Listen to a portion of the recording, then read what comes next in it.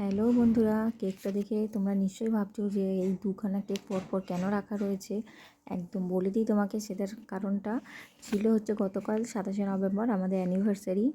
ভাইয়ের বউ, আমার কর্তামশাই সবাই মিলে কেক নিয়ে এসেছিলো। আমি অ্যাকচুয়ালি দিনটা একদম ভুলে গেছিলাম। 27শে নভেম্বরটা মনে থাকে, কিন্তু কালকে যে সেই দিনটা সেটা একদমই খেয়াল ছিল না।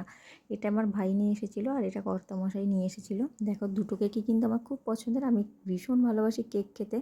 কর্তামশাই যখন কাজে যায়, মায়না পেলে প্রতি মাসেই আমার জন্য একটা করে কেক নিয়ে আসে।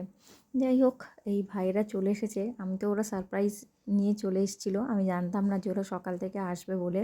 দেখো কি হাসি পায় না, সেই ছোট্টোবেলা বাচ্চাদের মতন কেক কাটতে আমার ভীষণ লজ্জা লাগে।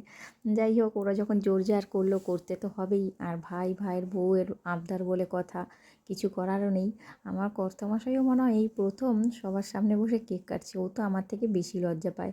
এই যে ভাইদের দেওয়া কেকটা প্রথমে কেটে ফেললাম, খেতে কিন্তু খুব ভালো ছিল।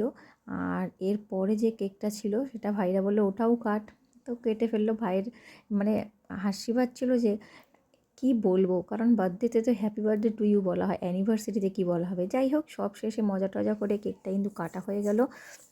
দুটো কেকই দেখো কি ভালো খেতে। তোমাদের সঙ্গে যদি মানে শুধু বলাটা কেন, খাওয়াটাও শেয়ার করতে পারতাম, আরও মনে হয় ভালো হতো।